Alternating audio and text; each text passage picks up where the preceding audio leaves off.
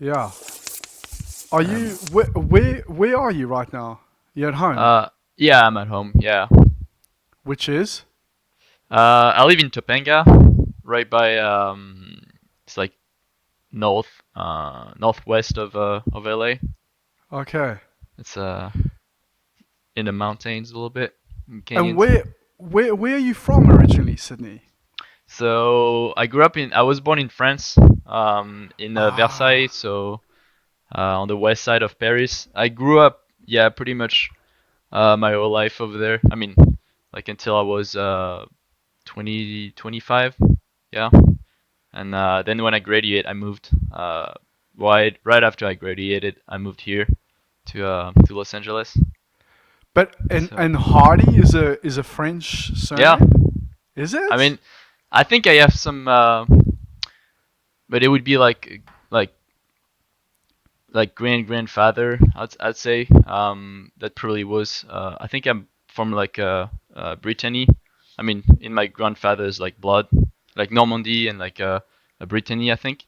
But yeah, I know it doesn't. Even my first name doesn't even sound French, so uh, No. it's kind of a yeah, it's kind of a weird. I don't know. You have to ask my parents, I guess, what they call me then. Well, well, I never. I mean, I always assumed. I don't know why, but I always assumed that you were Australian. I mean, not for any other, no, but not for any other reason than the name, because it's quite an Australian sounding name. Yeah. And Well, I city in thought, Australia as well. Huh? yeah, could Yeah. be. But anyway, dude, it's really, really nice to meet you. Finally, I Yeah, me too. obviously, I know little to nothing about you, except I've obviously seen your work over the years, and it's pretty amazing.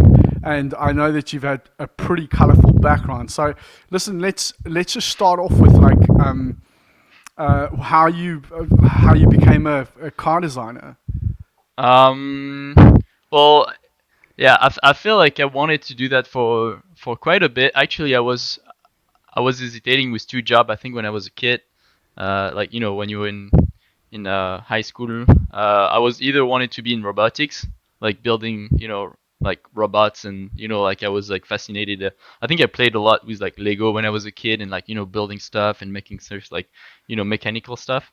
And either that or car designer. I think it was like the two jobs I wanted. So I think I remember like visiting some school of like to learn robotics and stuff like that, and I was pretty fascinated about this. And but I feel like I had more like an artistic, uh, side, let's say, and not too much engineering. I mean, dominant, let's say. And so yeah, I think like high school, I was already drawing cars and stuff at at the back of the class and stuff in my books, and always like wanted to learn 3D software. And like I remember like going to schools and asking them like, okay, what do I was like pretty young, like probably when I was like 14, 15, I was like going to ISD, for example, which is the school Yeah, in yeah, yeah, yeah, north of yeah. France. I've done it like twice. They have this little initiation, let's say, to the job, where you do like 3 days, and they teach you, and you do a whole project in 3 days. So I remember doing that twice because I was like so fascinated. I just every year I was going to the school and doing that. And yeah, I know. Yeah, I feel like I really wanted to like learn, before even I was, going into design school. I wanted to learn the job, and learn the software that those guys were using, and start sketching. I remember my dad was so my dad is an engineer information, and he teach me to draw perspective like very early, like literally the rules Ah, of wow. perspective when I think I was like 13 or something like this. And he teach me like when you draw perspective, how do you draw it? And I was drawing like landscape. I remember like houses when I was like pretty young, before even drawing cars, learning the perspective, basics, and helped me a lot. When I was like starting design school, I already had a strong basis on how to draw, in perspective. So that was pretty awesome. So you knew it was a thing, like that you knew that car design was a thing from a pretty young age. I Yeah, I'd assume. I don't know. I feel like it's hard to tell because at the time there was no, Instagram, no Facebook, no, you just see cars and sometimes you see sketches in the. I mean, if you had access to the press, I wasn't, reading like car design or interior motifs or stuff like that. So it was more like magazine of like cars and so I feel like I assumed that there were people drawing them, but I feel like only after when I start to see schools and people building models and I was like, okay, that's an actual job and I was so curious about what tool they're using and because you don't know when you're a kid what tools they may be 3D but you have no idea which exact tools they use and Hmm. back in the day as well there's on internet you couldn't really research like design tool like there's no real way to know which software they're using so it was kind of a struggle you were asking like people at school when if you were like visiting school like how do you build that I remember I built the first like clay model because I wanted like I saw they build clay model I was like looking at the open doors of schools and you see those clay models like painted and I was like damn I need to do one as well so I remember I did like a it was like a tiny scale model I built like a wood chassis and like the wheel arches and stuff and I remember I didn't knew what clay was or where to get clay so I got like this clay at the art shop or whatever and I built it but the thing is not like it's not like clay it was like more like argile or like so the whole thing like after when it got like dry it all stretched and the whole thing was completely destroyed but it was like the first it was so funny and I think I have pictures of it still it was like yeah it was a very ugly piece of dirt at the end but yeah. I mean, I also the clay modeling thing was something that I was really really interested in when I was at college, like before Mhm. university, and I was Mhm. like, "What clay is this?" And the ceramic Mhm. person, like, I just didn't know what it was, but I knew that they were kind of carving into it, Mhm. and the ceramics tutor, she was like, she didn't have a clue, and as you Mhm. said, like, there was no information around, there was like Yeah. there was no real. Yeah, it was very difficult. It was very mysterious. Yeah. And and I feel like internet isn't as right now where you can follow somebody. I mean, you can ask question directly to the people. I feel like at the time it was super hard. When you don't know any people, you don't have any. That's the hardest thing. Yeah, It's yeah, yeah. to get this info was super hard. I feel like right now I see kids on Instagram that does 3D with Blender better than people in the industry, and they'll like sometimes they put the age and stuff, and you say like, oh, this guy is 14 years old and he does like a lot better work than me, and he probably I mean he probably get access to all those library of knowledge through Yes, internet that yeah. allows him to teach himself and I'm pretty big into like teaching stuff yourself like I think most of the thing I've learned I went at design school obviously and I learned some things but I've learned a lot from online I think Where did YouTube you study? At uh ISD. no I actually didn't study there because I studied in Strat design school and Yeah. close to Paris.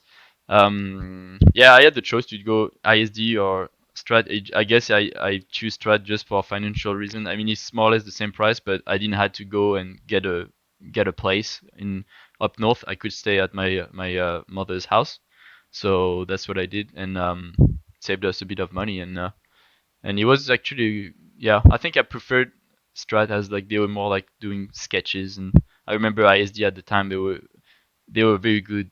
I mean still I think very big into 3D modeling and like visualization 3D visualization as well like they were pretty big at that at the time and but I was more like into learning as well the sketch side and so yeah I went with Strat. From I mean again I don't really know anything about Strat, but like from what I've seen at ISD, this that they seem to simulate a working environment really well. Like they you learn all these different things, and some of the graduates that I've worked with seem to have a real well-roundedness. They can sketch really well. They Hmm. can model to a pretty competent level, and then obviously visualize their ideas pretty well as well. Yeah. Which I don't. Yeah, I have to say I was really impressed by that. But it's not to say anything negative about Strat. I just don't know anything about it. Yeah. I think ISD as well as I remember they do a lot of like team project and they come up with some crazy like at the end crazy animation video and I think Strat doesn't have this because we don't have much of like this team up with modeler and animation and rendering and I remember ISD was like really big into like the whole take a designer, take three modelers, take a guy in V's and make something and make a whole project. And they usually have like crazy project in the portfolio because they are like a lot of team projects. And I feel like Strat has like maybe is lacking on this side. I would say. I think, like, I mean, I don't know what your stance on it is. I mean, I think that those sort of like team projects like that are really useful, especially if it's managed properly. Of course, you can get into situations where everybody wants to be the fucking rock star exterior designer, Hmm. but I think if everybody's kind of happy with what they're doing, those sort of collaborations with different skill sets and can be invaluable, to learning how the whole process works. Hmm. I don't know what you think on that. Um, Well, I really like the fact that they really put like I mean yes true it could be one guy that wants to be but usually they put like interior designer with exterior designer so everybody and modelers and everybody tries to do the best at what they can do and I think the result of the time is really good it's not just one guy that has to do everything and so the quality is here I would say at the end which is pretty. Yeah, I remember of those like video of like I think there was a Ducati motorcycle and they were like literally I think a team of like five designers and these and the quality was like wow like Hollywood quality with like motion and Wow. everything animated and it was like mind blowing and they've always been really good at this I feel like always at this teamwork projecting and I don't know I feel like it must be really, really cool. I think as a student, just working with other people that are complementary to yourself and not have, to do the full project. I feel like it's a good thing. Sydney, how long have you been in California for? I would say about a bit more than 5 years now. I think Yeah. yeah, maybe five, six, five, yeah, something like this. But did you worked in France before, or? Um, I only done internship in France and Germany actually. I interned at Peugeot. I interned at Porsche. Uh, and then I interned at GM here in Hollywood. And this is where I start working after. Like I literally done my internship, came back from my thesis, and then they told me, yeah, I mean, if you can come here, we'll make you a visa and you can come to our studio. So I was like pretty excited coming here and Wow. like from I mean I've already came here to like for internship and I loved it and so I was like all right I'm coming and start working from for GM and and then I moved to Audi from there here. Dude, it's kind of a dream scenario, isn't it? It's something that I always dreamt about going out to California. I mean, I did a road trip in up the west coast, and I always thought like if I can come back here, it would kind of be like the thing that I'm missing from South Africa, for example, is the coast. Like I miss it so badly, and also the nature and the landscape and all that sort Hmm. of stuff. And and I remember driving up the west coast and just thinking like this is kind of. I mean, I know it's far from perfect, but I felt like if you can get a decent job out here, it would be like the best of both worlds. You've got the lifestyle and then the economy as well. And Hmm. I'm so envious, dude. It looks magic. That's exactly the reason I moved here and it, to me it was just job opportunities. To me, it was either Germany, or it was California. And the reason I chose California, I mean, you have almost every brand has a studio around here, so it makes if you want to work for almost any company except maybe Porsche and Lamborghini and like all those Bugatti brand, maybe you can't yet. But that was this, and the fact that you have all this space as well. You know, you can travel like to an hour, 2 hours any direction and get to good nice places during the weekend. Um, and yeah, I mean, I have a Jeep. I love to like go off road and explore places and go camping for a weekend or stuff like that. So and it's a pretty good place to do that kind of stuff. I mean, I know Germany has some very awesome places as well, and Austria as well. I mean, for driving and this kind of thing. So, but yeah, that really all the two biggest reasons that make me move here. What about the work life balance is obviously a lot different over there, right? So like generally, is would you say that you are working more in America than what you would in Europe, for example?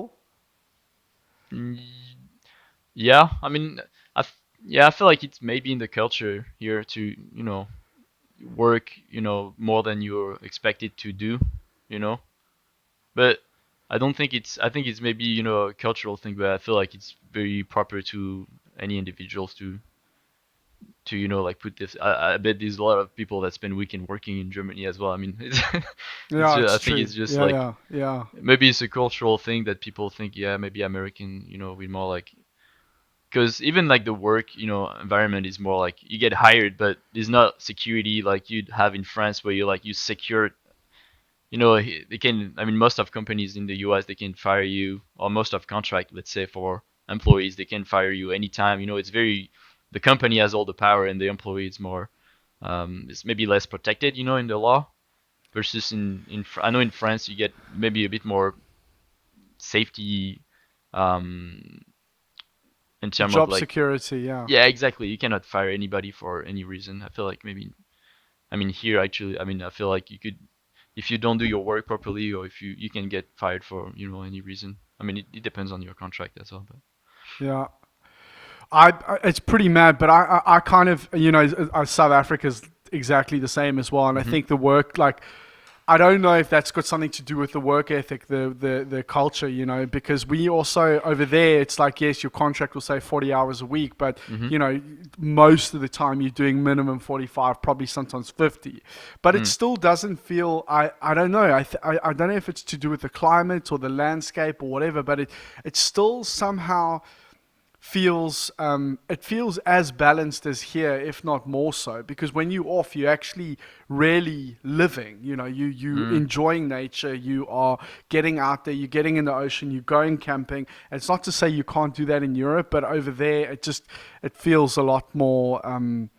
Yeah, it doesn't. You don't necessarily need to go overseas to feel like you are having a break. Mhm.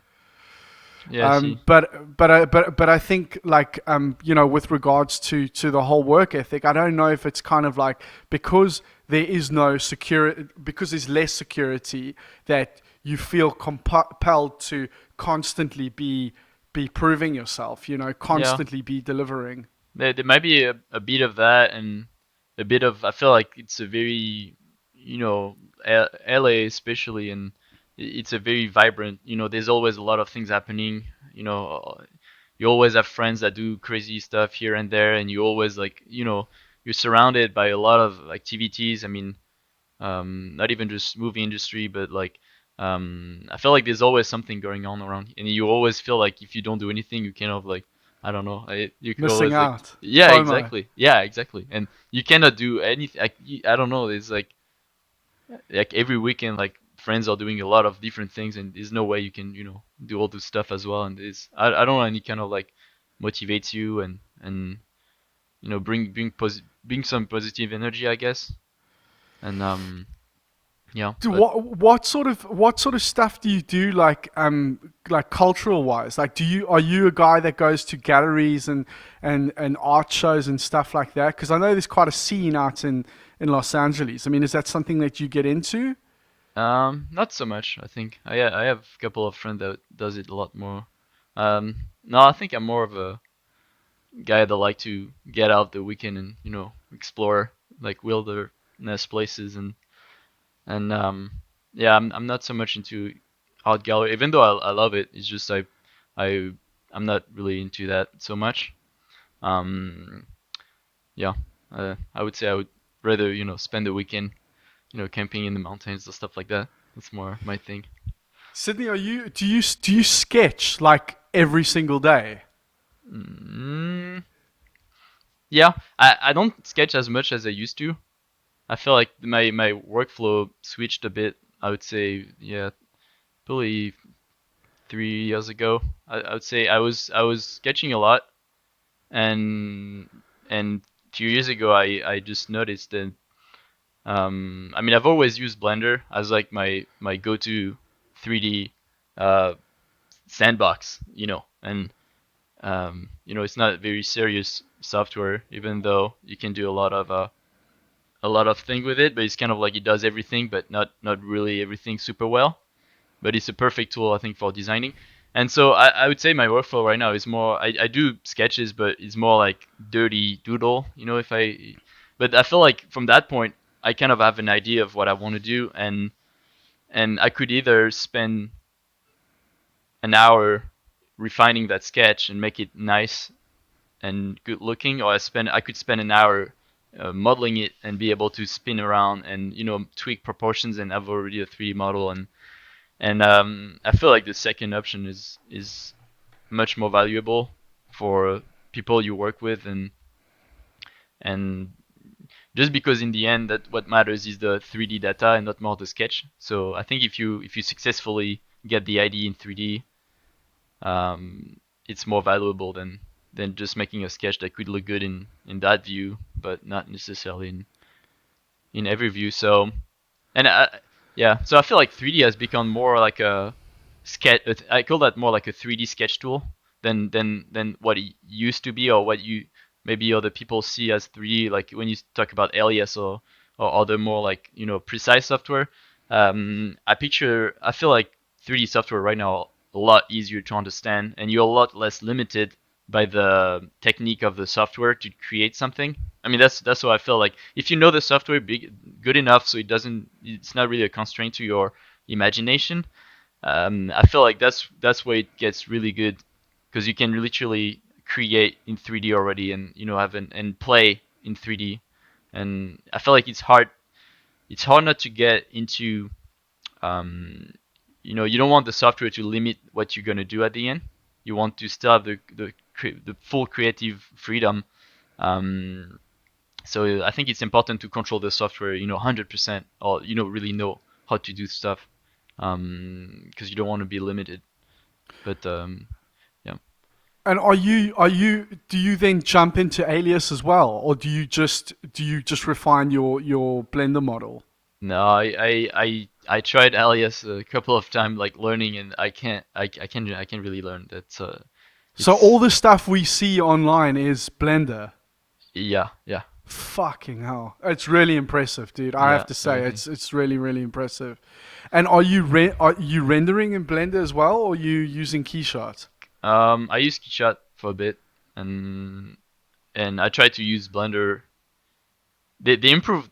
The thing with Blender is it used to be not as good as it is right now. Like it used to be. I mean, I've learned Blender when I was like same like 14 or something. When I was actually looking for software to learn at design school, I remember people were talking about this AutoCAD. They're talking about iSimsurf and talking about Alias Automotives, and I couldn't get the software. I was like, and I couldn't get any tutorials for it anyway, so I couldn't even use the thing. And I was like, and Blender was out even like in 2000, I think it was like 2018 or something like this.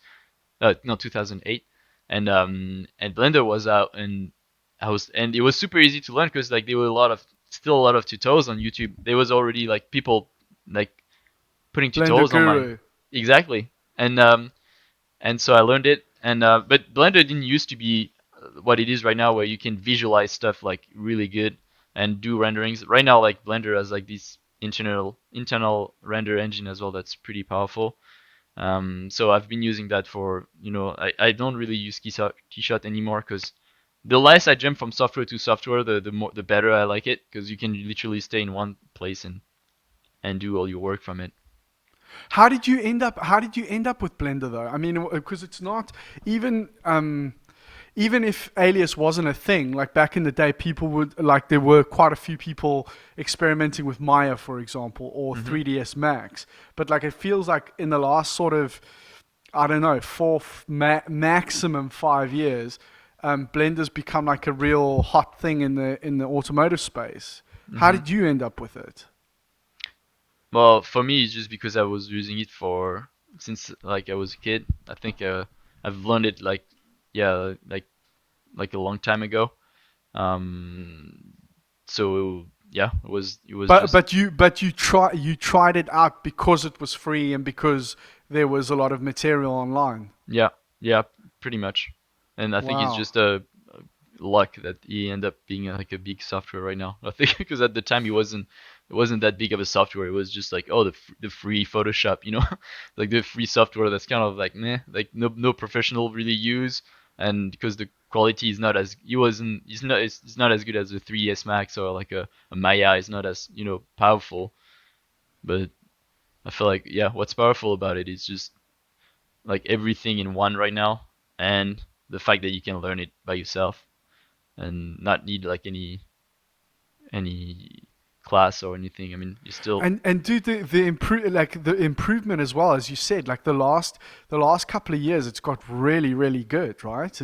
yeah. It's It was literally I think it went like like a lot of people started using it really like probably like the past 2 years I would say, and even a couple of my friends like were not using Blender right now and started using it because it's just super powerful. And I think it's more the because of the visualization side. I think the modeling side was always the same. It's just the fact that you can visualize it so well. It's like modeling in Unreal or like or being in Keyshot and be able to like move stuff and already create stuff from there. And I feel like as a designer, is this ability to work with material, and I feel like that's pretty big as well in design. When you sketch, you don't the sketch um, process is more like you draw lines and then you apply materials to it. It's not so much like you work with the materials, and I feel like that also allows you to straight work from the materials you want. Like let's say I want this to be like a nice piece carved pieces of wood, for example, for whatever IP or console. You can already apply the texture and model with that texture, so you can like you can have this feeling of like what it's gonna look like or play with the wow. you're not really just drawing the line and then throwing some materials at the very end, like you would do. I feel like that's kind of like the traditional process. You draw some lines, then the lines are good, and then you pick your material. I feel like that unlocks this ability of being able to work with the material from very early. Like, Are you how much are you playing around in VR? I used to play a lot in VR and not so much recently, I have to say. Um, I used to create a lot with VR, and I feel like the only reason I sort of declined from is just I wasn't fast enough. I wasn't as fast as when you're. There's two reasons. I wasn't as fast, and I couldn't work like 6 hours with a headset on my head. It destroys your eyes, and and you have your eyes are like burning even after an hour. You like, oh man, you cannot do it, and even your arms get tired because you're like in the air like that, and you can't beat like laying down on the chair and moving your right hand like 1 centimeter or something like this. But yeah, but for like if you have to work like sometimes you model for like 8 hours straight, and you like you have to be able to do it for a long time. And VR, I think it's good, but at this stage, I feel like it's still like good for visualization and judging, And but create evaluation, creating yeah. exactly, but creating, I feel like what I would like to have is maybe a mouse and keyboard and a very lightweight VR setup, so you could model with a mouse or like let's say a 3D mouse that allows you to move in space, but like on a flat surface maybe, or like so you can really work very comfortably, and as well like but visualize in 3D. That would be the awesome tool right there. I think that would be what I want. I think it's going to evolve. I think it's going to evolve in ways that we probably can't quite imagine now. But I Yeah, think I think so. the thing to remember is that like if you're creating an exterior, for example, particularly with exteriors, Hmm. if you want to create the silhouette of the car, there's no ways you're going to control it by swinging your fucking arm around like a monkey. Yeah. compared to, like really being able to look in orthographic view, inside view, and control it on a screen in front of you. Yeah. Yeah. Now, and I'm not hating on the VR thing, but I Mhm. think there's so much to be said for being Mhm. able to control something and particularly with proportions, with uh, with with the silhouette of the car, for example. I mean, especially in exteriors. I know that in theory, if it's nice to maybe like if you are sitting if you're putting together an interior, and it's nice to maybe have the feeling of sitting in a chair and just drawing shit around you. Mhm. But I mean, I, don't- I don't know. I But that's think how I end up doing this at the end. I wasn't, like you see people in VR like standing up, but I wasn't like this. Like half of the like most of the time I was just laying on the couch and just like like with the headset, and you just like moving your hands like this because you at the end you're like tired and you don't want to be like standing up like they do like in in videos, or like standing up and drawing the line and shit. But like you're not doing that in real. Like you just if you're doing so for a while, you're gonna be sitting and like just moving your hands as few as you can. But yeah, yeah. that's the reality. But Yeah, I think. I mean, I think there's going to be. I there was a girl that I had on a podcast quite a while back, Anna Forshner, and I was asking her about what her take on the whole VR thing was, and hmm she said like I think the thing for her now that she still finds it so what is the word, almost antisocial is not the right word, but you could say restrictive or antisocial. Like if mm you're in a review with like five other people and you've got the goggles on and nobody, like somebody's looking at a screen at what you're doing, but you can't see everybody else, and it's kind of like, mm it's a bit like everybody's kind of disconnected.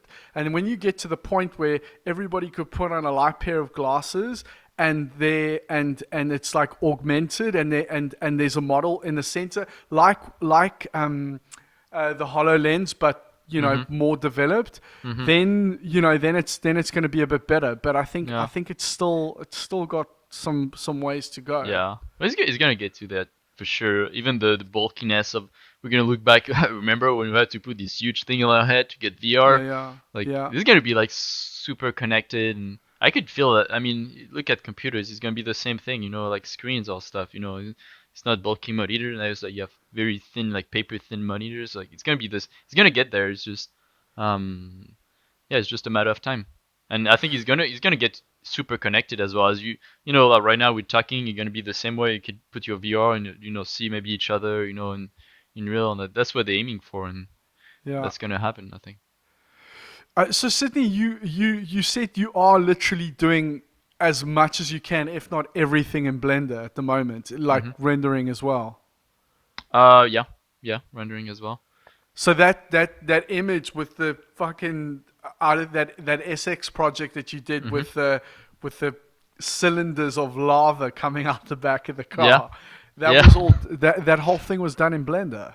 yeah. The whole thing is done in Blender, rendered in Blender. I think that was Blender still. Yeah, I used Octane render for a few other projects, but Blender is getting better and better, I would say, for rendering. So yeah, most of the projects I'm doing mostly Blender, and I still sketch, but it's a different. It's more like a ideation sketch, because 3D is great, but you sometimes you're limited by I feel like yeah, the sketch has still a strong thing to it as you can doodle it and it's already there. 3D, just to elaborate some few ideas or few details or stuff like that.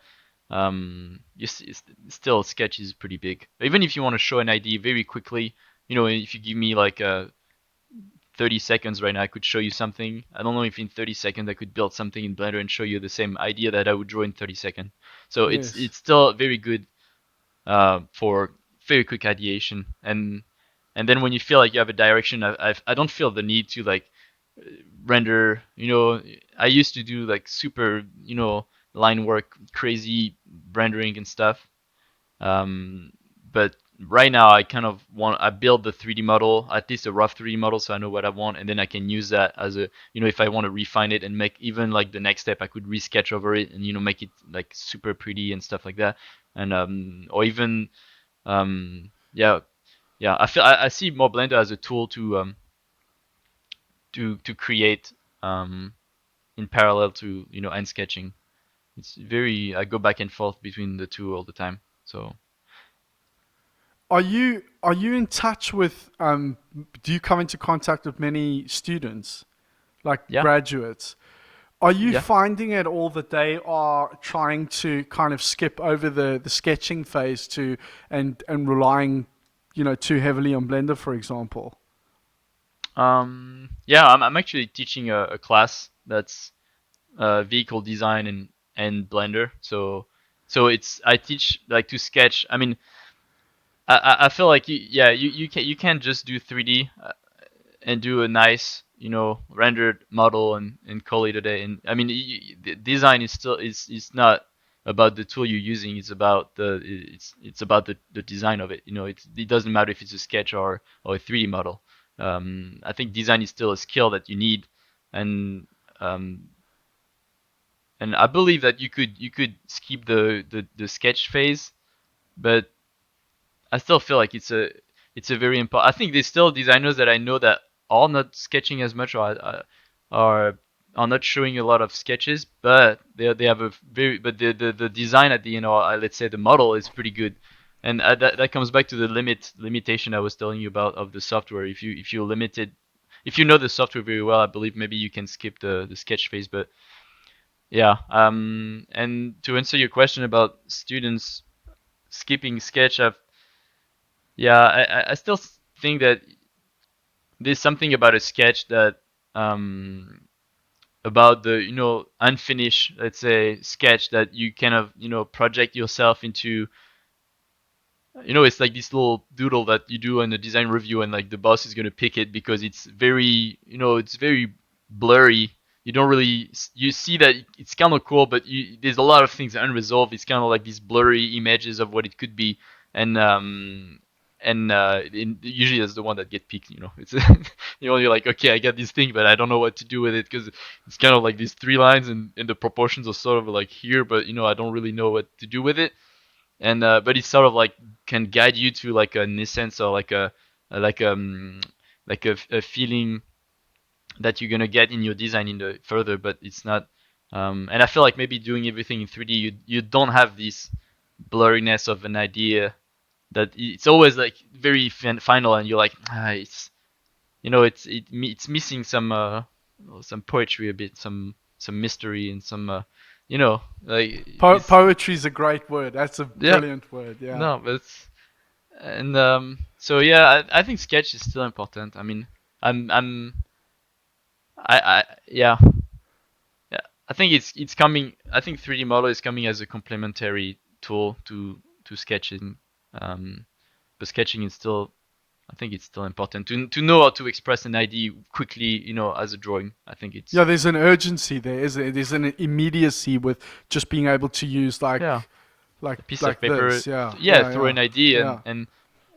and I just don't believe that the super finished rendering is really the way to go right now. It's um yeah, like I said, you sketch, you doodle your idea, and then you build it, to see what it looks like, instead of spending the same time rendering it in a one, like when you spend more than 10, maybe 20 minutes on one view of one sketch, maybe it maybe not a good use of time. Sydney, are you mainly doing exteriors? Now I'm actually doing mainly interiors right now. And Okay. it's funny because it's kind of like shifted from job to jobs. I think at GM I was more doing exteriors when I worked over there, and at Audi I'm doing a bit more interiors, and but it's always been, even my thesis project, it was kind of a interior exterior work. Although yeah, I'm very open and able to do different kind of design work, honestly. And I know it's a different skill set, but it's still design at the end, and it's still about proportion, and I mean at a different um, level, I would say. But yeah, still enjoy both. Are you able to, for example, flip flop between the two things? I mean, can you have you worked somewhere? Have you worked in a place like GM, for example, or in your current role where you're allowed to go from interiors to exteriors, or has it been primarily the one thing? Well, the thing is, I think I've worked mostly in advanced design studios, so it's like it's much more. Um, you're not working with a proper package, and it doesn't need to be, as precise on everything you do, or at least it's not. You don't have to follow, technique most of the time. I mean, even though it's not very true for all the project, um, but yeah, I think at GM I was able to, work, the on different, even on the same project. I was trying to like draw an exterior and imagine what the interior could be, or like trying to do this sort of work. I think it's always um, yeah, it's always nice, and yeah, I think it's always as well refreshing to jump on one from one to another a bit. Um, yeah, Um, Sydney, can you tell me a little bit about your car, your Beetle? yeah. Did you? I've only just recently discovered that thing. How long have you had it? I actually had it for not that much time. I bought it to a guy in Arizona. Uh, I think right at Christmas. Right at Christmas, it was yeah, and I actually it's a long story. I think I should start with why I bought it Yes, do that. first, because so my father is I mean, he used to be a race car driver, and he was pretty big into off-road driving back in the 90s when I was still a kid. Like he did the Dakar, like the Paris to Dakar, like the Yeah, yeah, race of in course. Yeah, Africa. yeah, yeah, So 100%. he did that Wow. like a couple of times, and he had like I mean, he was doing that full time for about I think 10 years or something like this. Fuck. Prepping cars for the Dakar, or like having clients to do the Dakar, and like like he built this whole company that built race cars and rented to people, and he was racing himself as well. So he built a lot of like Mitsubishi Pajero. He built a Touareg as well, prototype, like full tubular for the Dakar, crazy car. And so I used to help him a lot when I was a kid as well. And when I was yeah about between like 10 and 15, I was like helping him send cars, like sort parts out, like what a kid can do in a workshop, Yeah. like helping him with like rebuilding the car completely after a race, or like stuff like that. And or helping him during races, like he did the 24 hours of Paris, which is like exactly like the 24 hours of Le Mans, but it's on dirt. So they have like crazy buggies and like on a big track, and they do 24 hours nonstop of racing on the dirt. And I have Jesus. like super crazy memories of that. And I remember staying up, trying to stay up all night when I was a kid, and like handing sign, when he passed to do a lap or stuff like that. And yeah, that was really nuts. And he did the Dakar as well a couple of times. I remember. Um, Did you guys have a garage at home where you were working on stuff? yeah, yeah. He actually designed. He designed our house. Around like a big workshop. I remember he had like this kind of like two car no, not two car like a huge, I think it was like a huge workshop with like two huge rolling doors, and he built the house somehow around it. It was really nice, like um super nice place.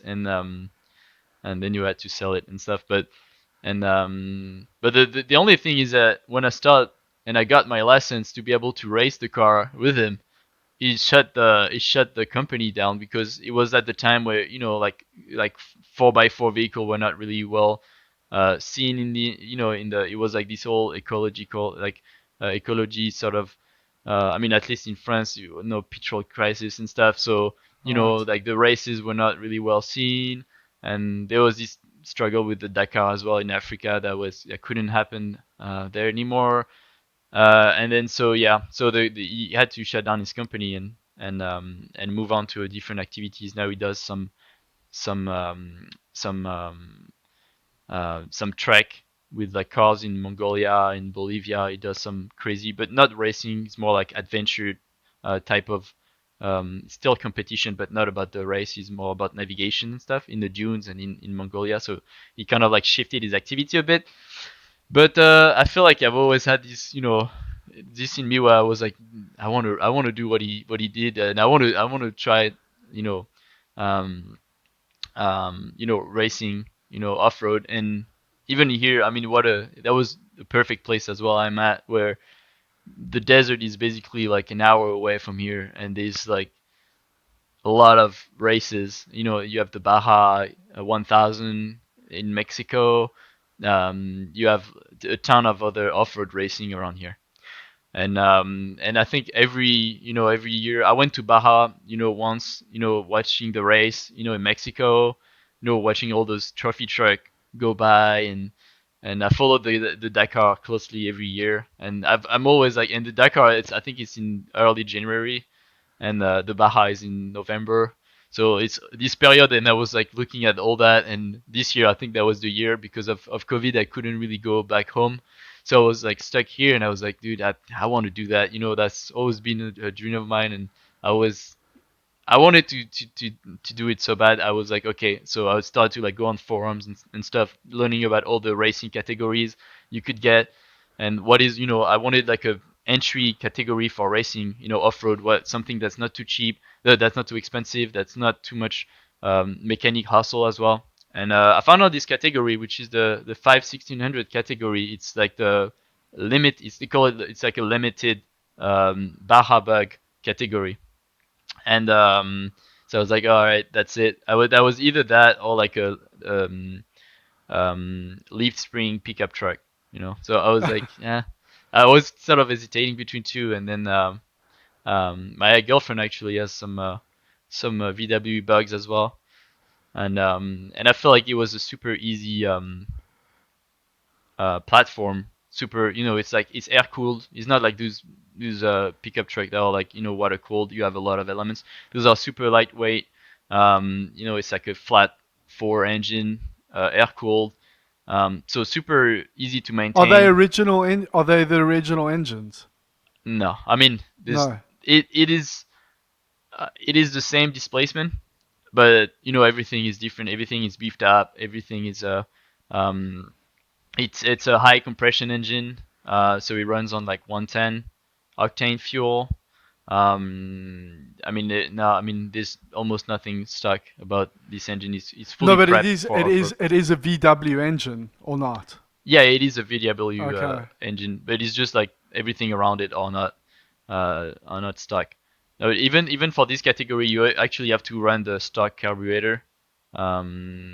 You cannot go like dual carbs or like have a bigger carburetor. It has to be like um, there's certain spec.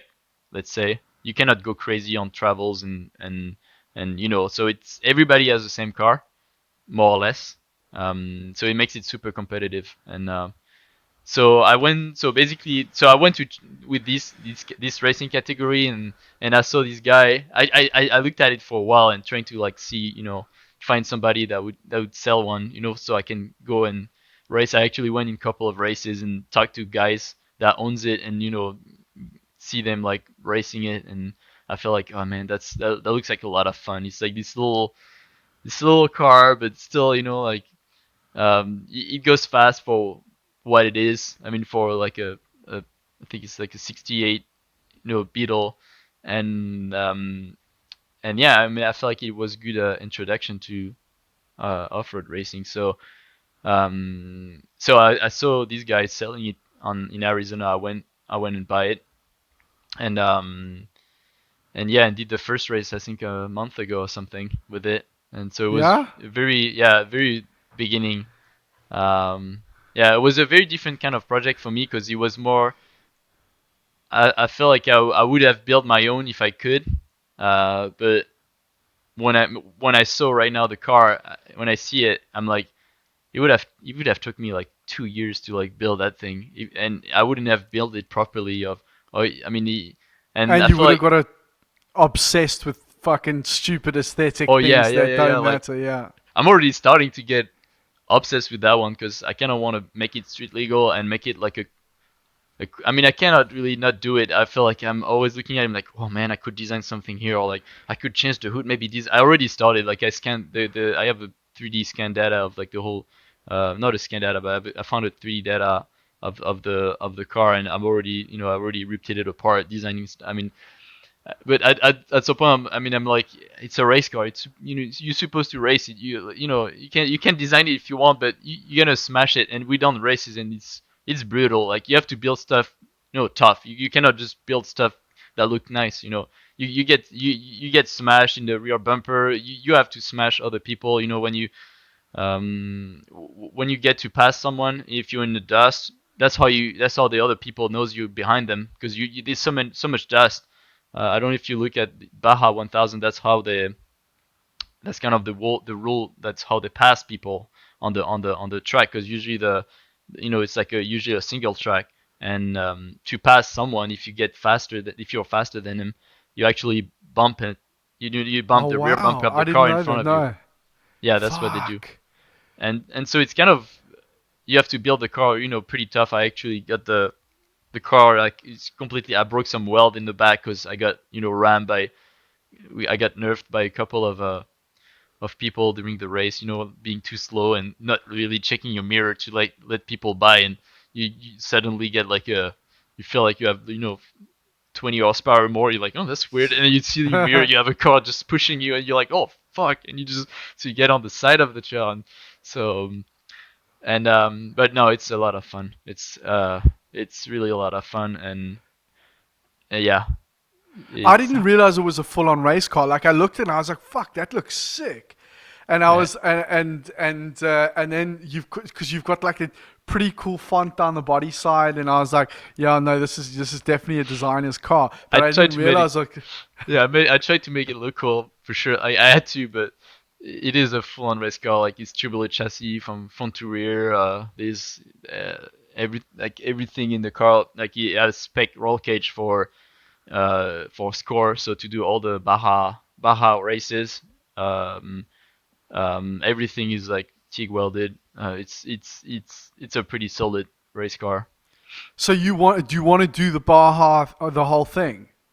Yeah, maybe one day. I think I'm gonna need to do it. What I know I cannot start with that because I'm still starting, but what are the races that you're doing? The races that you've just done now? Like yeah. what does that look like? Uh, the one we did was 120 miles of a 30, I think 30-ish racetrack. So they basically draw a trail in the desert, a big lap, a big track, and I think we had to do 4 laps of it. And so yeah, 120 miles.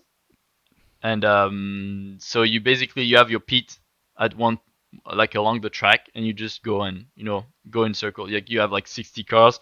They start two by two every 30 seconds, and yeah, that's full dirt track. And Are you on your own in the car? no, I have a copilot actually. You have a co-pilot. Yeah, that gives you like because you have a screen that sort of gives you the trail, the whole trace of the trail, so you know where to go left. So you need a copilot first to look in your mirror because you're supposed to be focused on the road. So copilot is here to like tell you if there's people behind you, tell you where to go, help you. If you get a flat or any mechanical problem, it's always nice to have two-person to do things quickly, changing a tire, talk to the pit crew with the radio, like yeah, yeah, Copilot is needed. I think for those races, even though there's categories that runs like only with the driver. Fuck, Sydney, dude, that sounds wild. It It is so hard. fucking hell. I It looks, wasn't. I didn't know what to expect until you're like in the starting line. That's where I was like, holy shit, I'm doing it. You're in the starting line and you have the guy that's with the flag and checking his watch, and you have this car next to you that's kind of like raving and stuff, and you're like, dude, that's gonna happen. I'm gonna have to race that guy, and it's not. And I don't think I've ever, except when you go karting, you get like this kind of feeling of where you're in the racetrack and you feel you're free to like do anything you want. That's the same thing, but you're in a huge, desert, and you basically have these cars, and it's racing. It's not like you're driving fast on the road. It's proper racing. Like anything could happen. Like car rolled, and these parts everywhere on the trail because people break parts, and so it's a very unique experience, I have to Is this the say. first time you've ever done anything like that? Yeah, yeah. Well, it was the very first time. I had Wow. no idea what I'm doing, and even I mean, I asked to pilot that have already raced some advice and stuff to get prepared, but all my pit crew were my friends. I invited all my friends to like help me to do the pit. So even then they had, I mean, they're like me, they had no idea what they were doing, and that was pretty funny to see. And but hopefully we had a lot of good help from other teams, and that's what I really loved is that the whole, it's a competition for sure, but people are willing to help you a lot, and we are like side by side with another pit team, and they actually help us when we were in the pit to change the wheels and do stuff. So they let us borrow their tool, and they give us advice on how to do stuff because you have no idea what you're doing, and you don't strap yourself properly, or like you just like this stuff completely wrong. And so it's super nice experience for sure.